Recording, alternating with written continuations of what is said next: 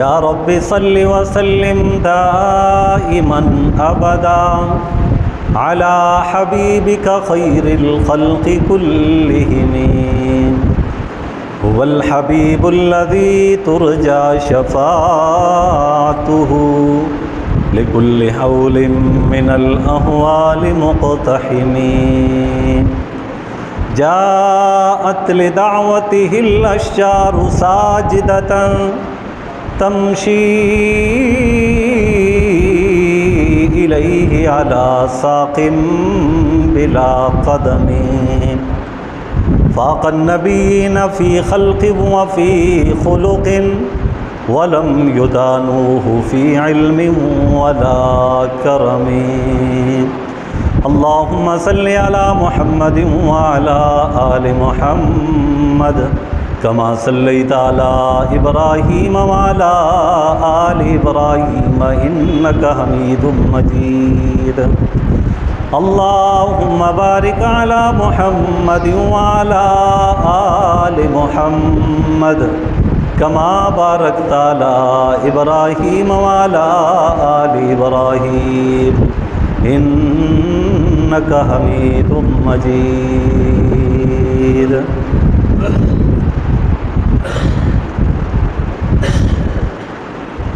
انتہائی قابل عزت قابل قدر میرے بزرگوں بھائی دوستوں،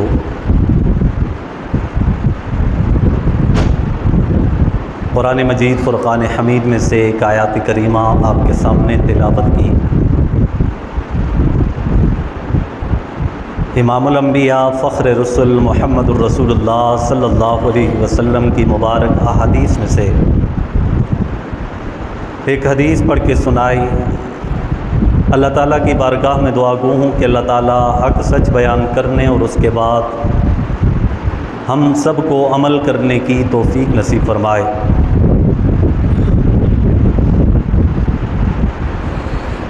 گزشتہ جمعے میں سفر ہجرت مدینہ کے عنوان سے چند معروضات آپ کے گوشے گزار کی تھی، اور آج کے جمعے میں بھی اسی سفر ہجرت کا دوسرا حصہ آپ کے سامنے بیان کروں گا۔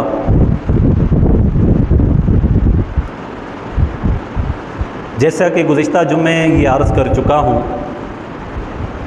کہ نبی کریم صلی اللہ علیہ وسلم مکہ مکرمہ کے اندر 13 سال تک رہے، اور اس دوران مکہ والوں نے آپ پر طرح طرح کے ظلم و ستم ڈھائے۔ آپ علیہ الصلاۃ والسلام کو برا بلا کہا گیا، آپ پر پتھراؤ کیا گیا، آپ صلی اللہ علیہ وسلم کو نعوذ باللہ ساحر و کذاب کہا گیا۔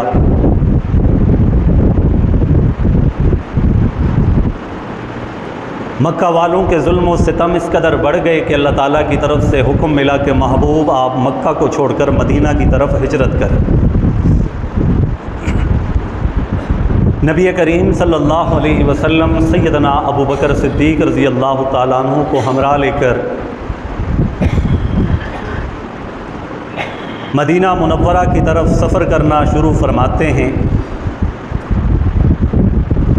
اور اس سے پہلے 3 دن غار ثور کے اندر آپ صلی اللہ علیہ وسلم اور حضرت ابوبکر صدیق رضی اللہ تعالیٰ عنہ 3 دن تک اس غار کے اندر روپوش رہے۔ گزشتہ جمعے میں یہاں تک کے واقعات آپ کے سامنے ذکر کر چکا ہوں، اور اس سے آگے کے جو واقعات ہے آج کے جمعے کے اندر مختصراً ذکر کروں گا۔ سیدنا ابو بکر صدیق رضی اللہ تعالیٰ عنہ جب غار ثور کے اندر تشریف لے گئے، غار ثور کے اندر جتنے بھی بل تھے، جتنے بھی سوراخ تھے، ان کو اپنے کپڑوں سے بند کیا۔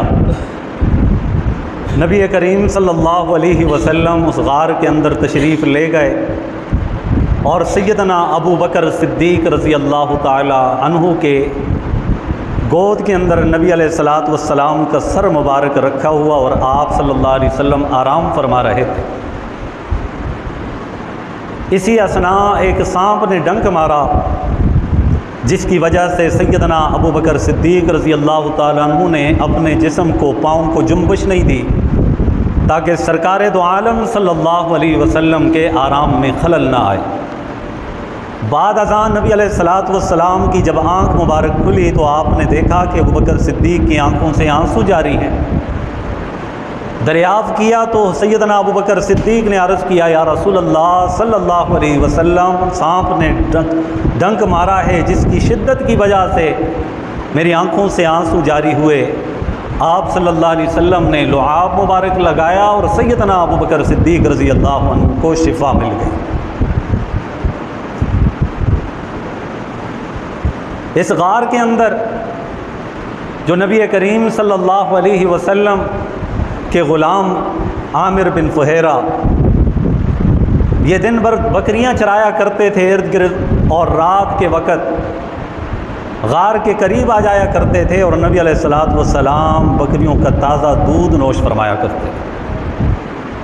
پورا گھرانہ نبی علیہ الصلاۃ والسلام کی خدمت کے اوپر مامور تھا۔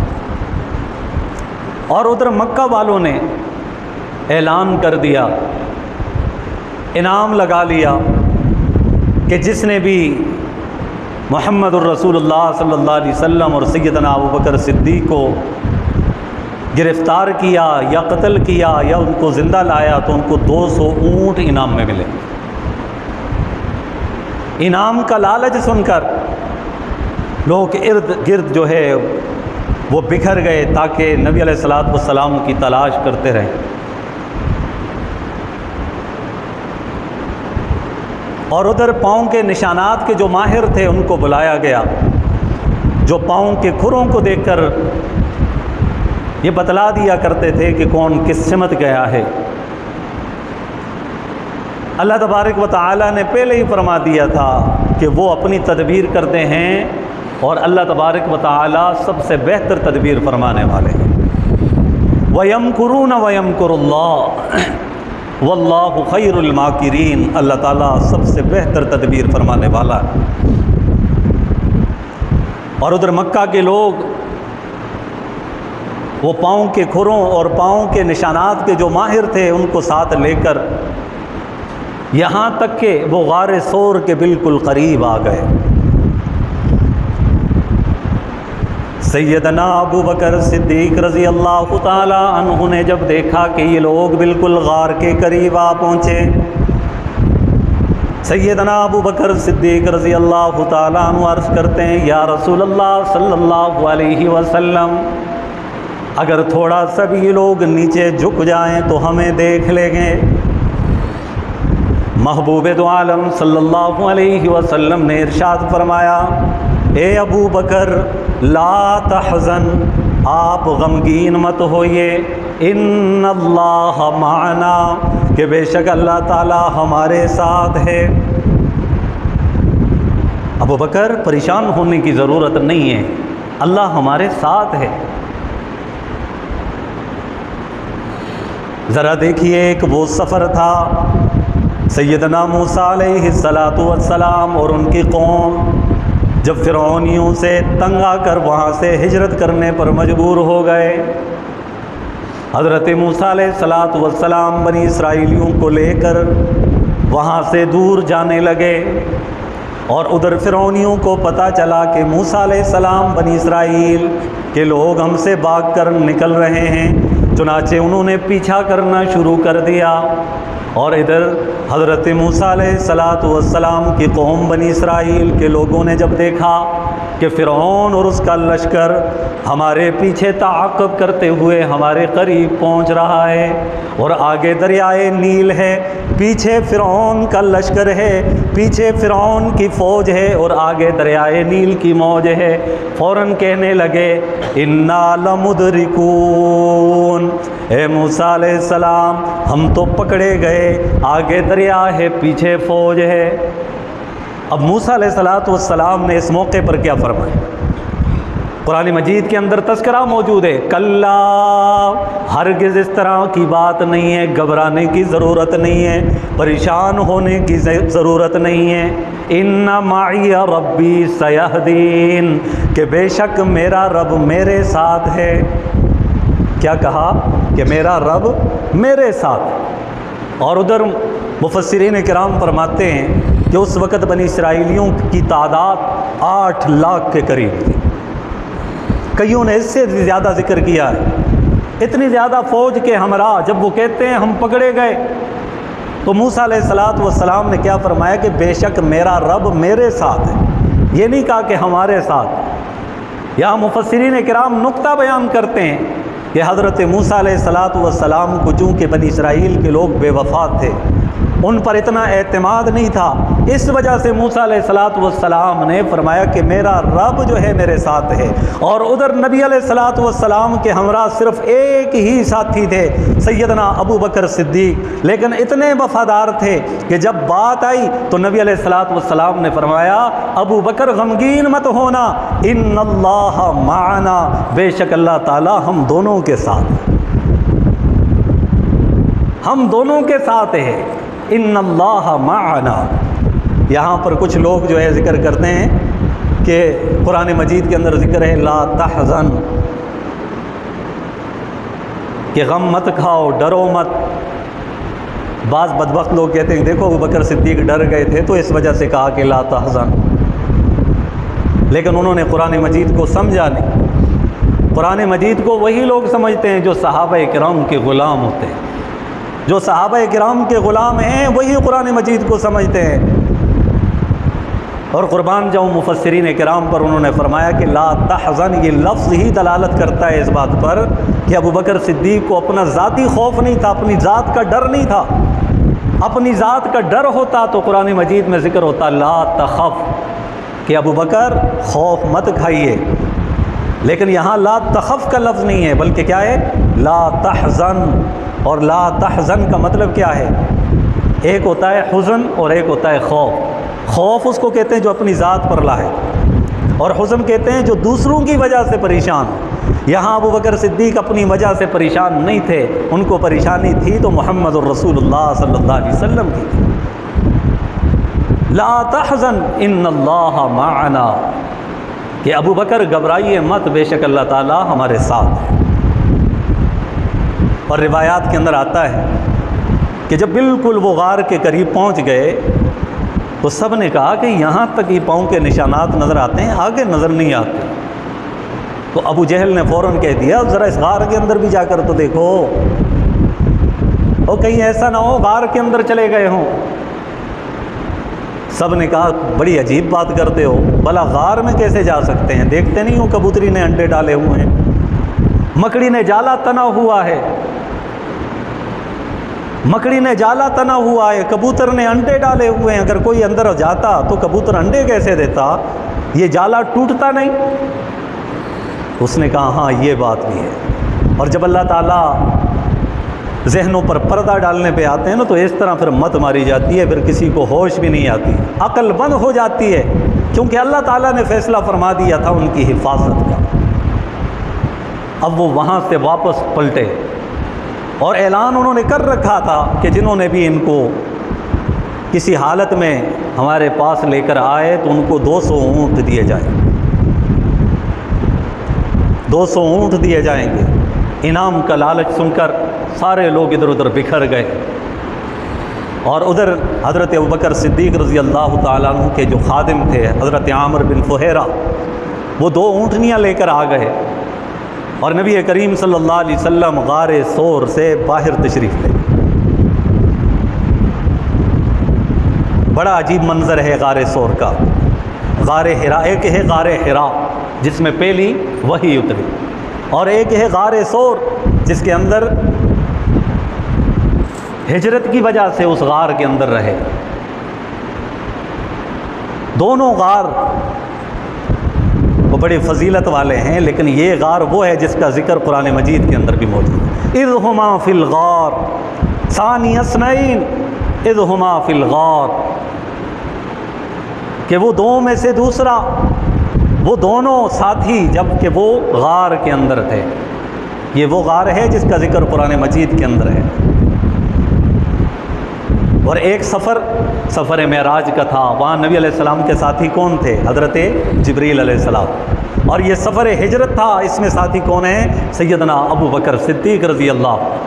وہ ساتھی سدرۃ المنتہا کے مقام تک پہنچے، کہنے لگے یا رسول اللہ صلی اللہ علیہ وسلم میں آپ کا ساتھ یہیں تک دے سکتا ہوں، یہاں سے آگے جانے کی میری سکت نہیں ہے، لیکن سفر ہجرت کے موقع پر سیدنا ابو بکر صدیق وہ آخری منزل تک نبی علیہ السلام کے ساتھ رہے۔ اور یہاں پر اس آیت کریمہ کے اندر ایک اور نقطے کی بات ذکر کروں، اذ یقول لصاحبہ، قرآن میں آیا ثانی اثنین اذ ہما فی الغار اذ یقول لصاحبہ، پیغمبر کے سارے صحابہ افضل ہیں، وَكُلًّا وَعَدَ اللَّهُ الْحُسْنَى، پیغمبر کے سارے صحابہ جنتی ہیں، پیغمبر کے سارے صحابہ سے اللہ راضی ہے، رضی اللہ عنہم ورضوا عنہ، لیکن ابو بکر صدیق وہ واحد صحابی ہیں جس کو قرآن مجید میں اللہ پاک نے بھی صحابی کا لفظ جو ہے ذکر فرمایا، اذ یقول لصاحبہ۔ اور آج حضرت ابوبکر صدیق کی صحابیت پر لوگ انگلی اٹھائیں، اس سے بڑھ کر اور بدبختی کیا ہو سکتی ہے؟ جس کو قرآن مجید میں خود رب نے پیغمبر کا ساتھی جس کو کہا وہ سیدنا ابوبکر صدیق ہے۔ تو عامر بن فہیرہ 2 اونٹنیاں لے کر آئے، وہاں سے نبی علیہ السلام اور سیدنا ابوبکر صدیق رضی اللہ تعالیٰ عنہ چل پڑے، اور ادھر مکے والے بڑے غصے میں تھے کہ ہم بڑی تلاش کرتے رہے لیکن ہمیں ان کا سراغ نہیں ملا۔ تو اتنے میں ایک شخص نے کہا کہ ساحل کی جانب ہم نے 2 آدمیوں کو دیکھا ہے، اور لگتا ہے کہ یہ وہی شخص ہے۔ ایک شخص ان میں سراقہ بن مالک جو بعد میں صحابی رسول بنے، اس وقت مسلمان نہیں تھے۔ سراقہ بن مالک نے کہا نہیں وہ 2 آدمی وہ نہیں ہیں، یہ تو وہ فلاں دوسرے آدمی تھے، میں ان کو جانتا ہوں، اس طرف جانے کی ضرورت نہیں ہے۔ یہ بات انہوں نے اس وجہ سے کہی کیونکہ انعام کا لالچ تھا کہ انعام مجھے مل جائے۔ چنانچہ وہ گھر گئے، سراقہ بن مالک تیز رفتار گھوڑا لیا اور اسی سمت جو ہے وہ روانہ ہو گئے۔ نبی کریم صلی اللہ علیہ وسلم اور سیدنا ابوبکر صدیق رضی اللہ عنہ جا رہے ہیں، اور نبی علیہ السلام قرآن مجید کی تلاوت فرما رہے ہیں۔ سراقہ بن مالک اتنے قریب ہو گیا کہ قرآن مجید کی آواز کانوں سے ٹکرانے لگی، آگے بڑھنا چاہا۔ سیدنا ابوبکر صدیق نے جب یوں دیکھا تو کہا یا رسول اللہ صلی اللہ علیہ وسلم یہ تو بالکل ہمارے قریب پہنچ گیا۔ تو نبی علیہ السلام نے اس موقع پر کچھ جملے ارشاد فرمائے کہ اللہم اکفنا بما شئت، یا اللہ ہمارے لیے کافی ہو جا جس طرح تو چاہتا ہے، یا اللہ ہماری حفاظت فرما جس طرح تو حفاظت کرتا ہے، یا اللہ ہمارے لیے تو کافی ہو جا جس طرح تو کفایت کرتا ہے۔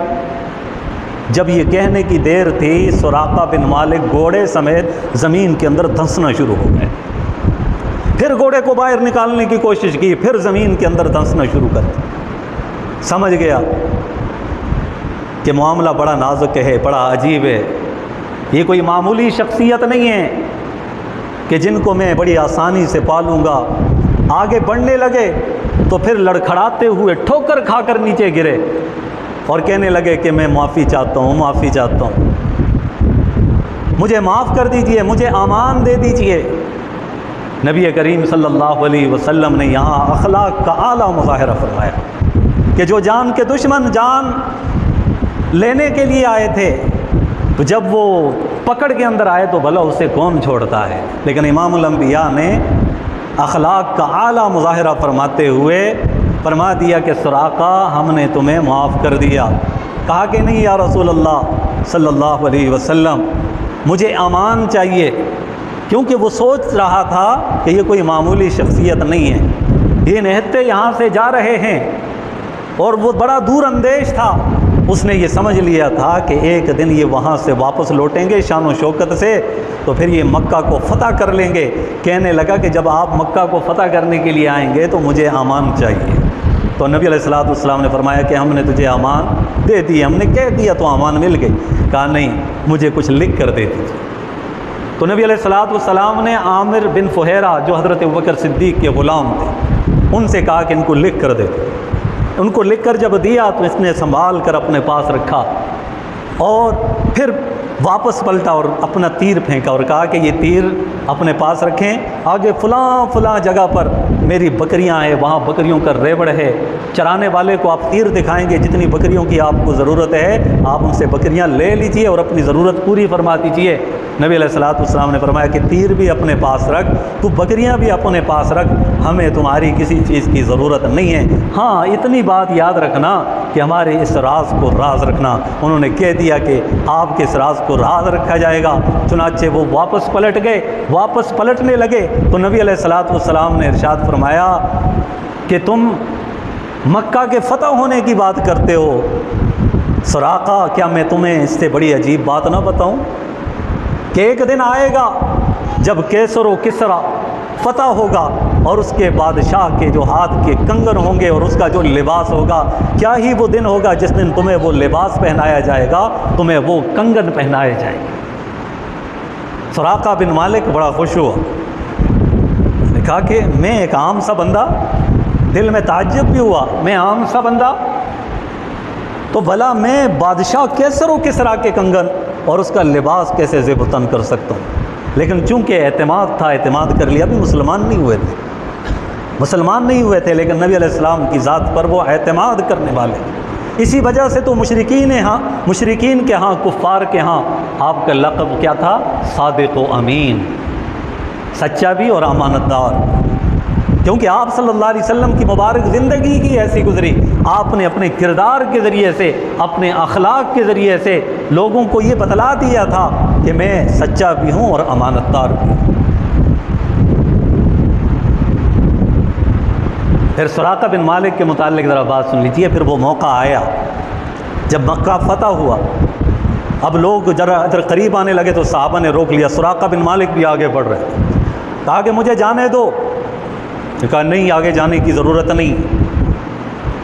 تو سراقہ بن مالک نے وہ رقعہ نکالا، وہ کاغذ نکالا اور یوں پھیلایا اور نبی علیہ السلام کو آواز دی کہ یہ وہ رقعہ ہے جو آپ نے مجھے لکھ کر دیا تھا، کیا مجھے امان نہیں مل سکتی؟ آپ صلی اللہ علیہ وسلم نے فرمایا کہ تو نے سچ کہا، بالکل یہ میں نے لکھوایا تھا اور میں نے تمہیں امان دیے. آؤ میرے قریب آ جاؤ. جب یہ جملہ کہا کہ میرے قریب آ جاؤ، اللہ پاک نے سراقہ بن مالک کو اتنا قریب کیا کہ قریب آتے ہی فوراً کہنے لگے اشہد ان لا الہ الا اللہ و اشہد ان محمد الرسول اللہ. فوراً وہ مسلمان ہو گئے. اور پھر بعد میں کیسر و کسرا جب فتح ہوا، شاہ ایران، اس کے جو کنگن تھے، اس کا جو لباس تھا، پھر سراقہ بن مالک کو کہا گیا کہ اگرچہ میری امت کے لیے یہ سونا پہننا جائز نہیں ہے، لیکن چونکہ امام الانبیاء نے فرمایا تھا تو سیدنا عمر فاروق رضی اللہ تعالیٰ عنہ نے فوراً کہہ دیا کہ انہیں پہنا کر پھر جو ہے ان سے اتروا لیا جائے. اور پھر ان کو پہنائے گئے اور نبی علیہ الصلوۃ والسلام کی وہ پیشن گوئی سچ ثابت ہوئی.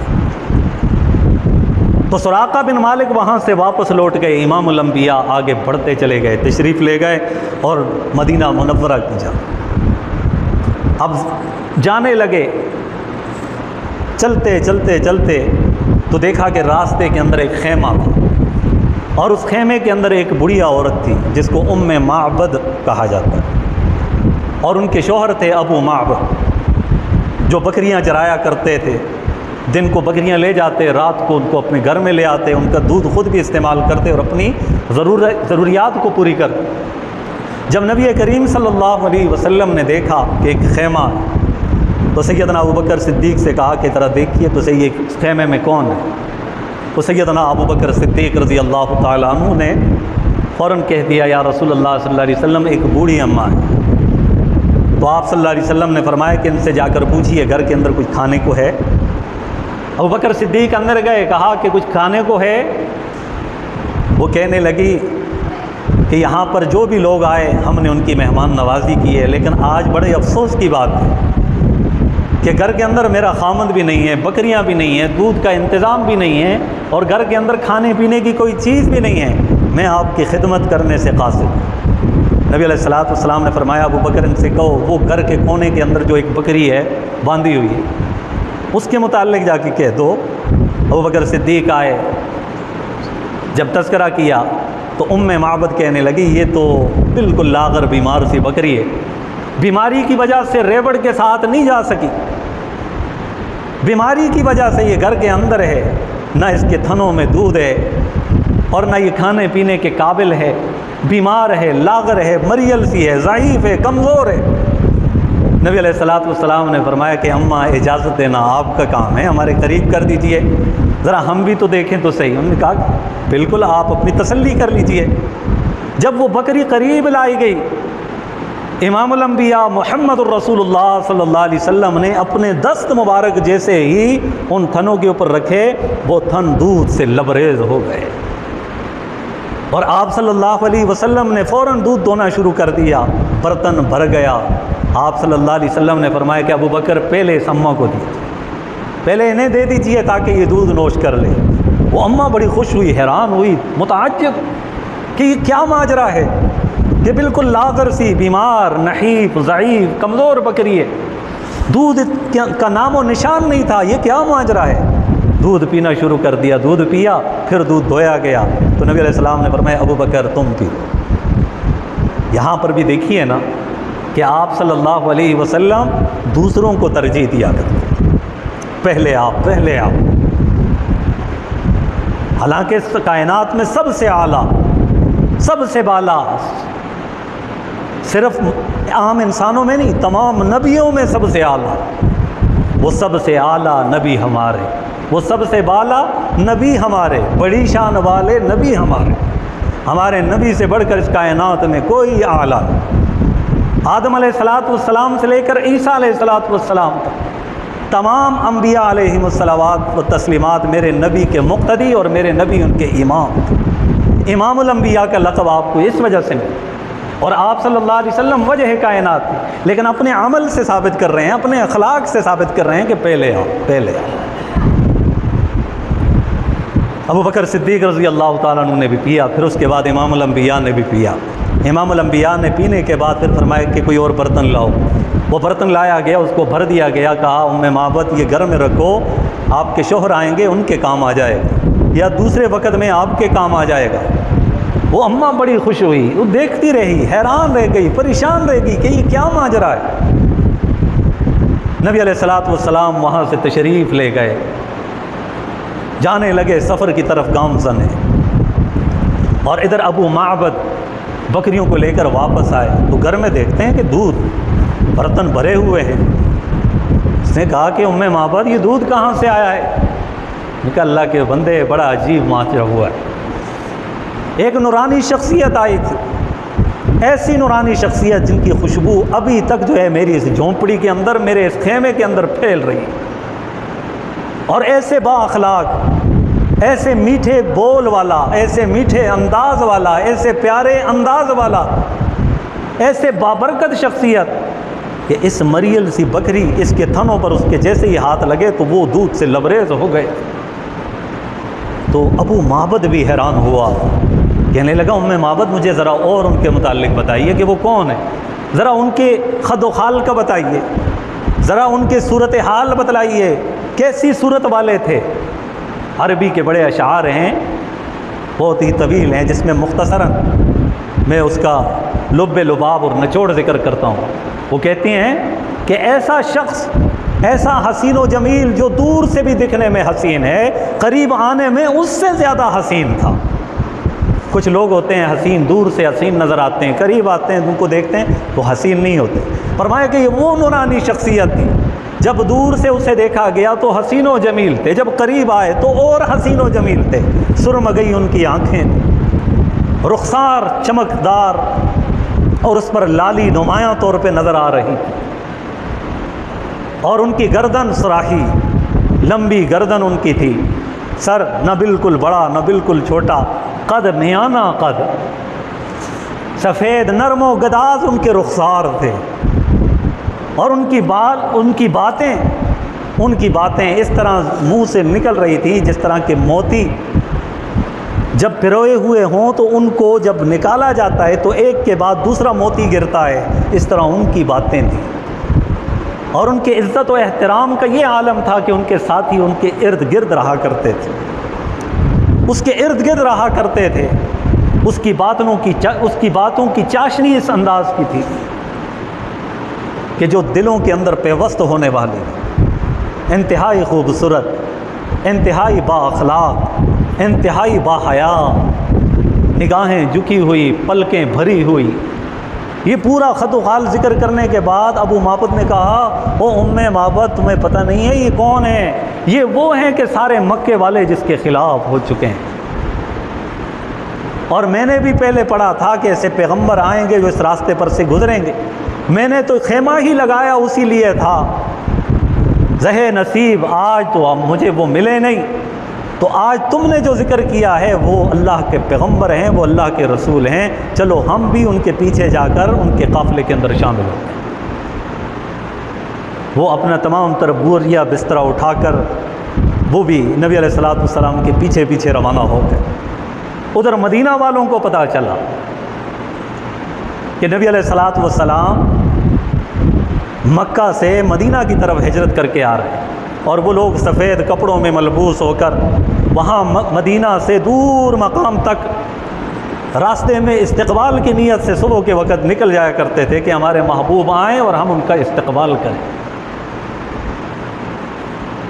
کیونکہ میں نے عرض کیا تھا کہ یہ سفر ہجرت جو ہے یہ 2 حصوں پر ذکر کروں گا، لیکن چونکہ اگلے جو واقعات ہیں تو دل چاہتا ہے کہ تیسرا حصہ بھی اس کا بیان کر دیا جائے، کیونکہ آگے جو قباء کا تذکرہ ہے، قباء کے اندر آپ صلی اللہ علیہ وسلم کا قیام ہے، وہاں مسجد بنانا ہے، پھر قباء والوں کے متعلق ذکر ہے، پھر کچھ قوم و قبیلے والے نبی علیہ الصلوۃ والسلام کے پاس آئے، پھر ان کا تذکرہ ہے، پھر مدینے والوں نے آپ صلی اللہ علیہ وسلم کا پراتفاق استقبال کیا، اس کا بھی ذکر ہے، پھر نبی علیہ الصلوۃ والسلام کن کے گھر ٹھہرے، حضرت ابو ایوب انصاری رضی اللہ تعالیٰ عنہ، ان کا بھی تذکرہ ہے۔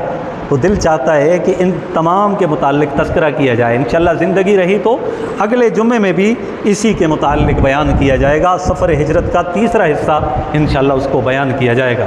اللہ کریم سے یہی دعا ہے کہ رب العالمین ہم سب کو سیرت طیبہ، سیرت النبی صلی اللہ علیہ وسلم کے ان رہنما اور خوبصورت جو اصول ہیں، جو پہلو ہیں، ان کو انہماک کے ساتھ، گہرائی کے ساتھ دیکھنے، اور ان کے اندر جو سیرت طیبہ اور غلامی کے جو پہلو ہیں، اللہ کریم ہم سب کو وہ اپنانے کی توفیق نصیب فرمائے، آمین۔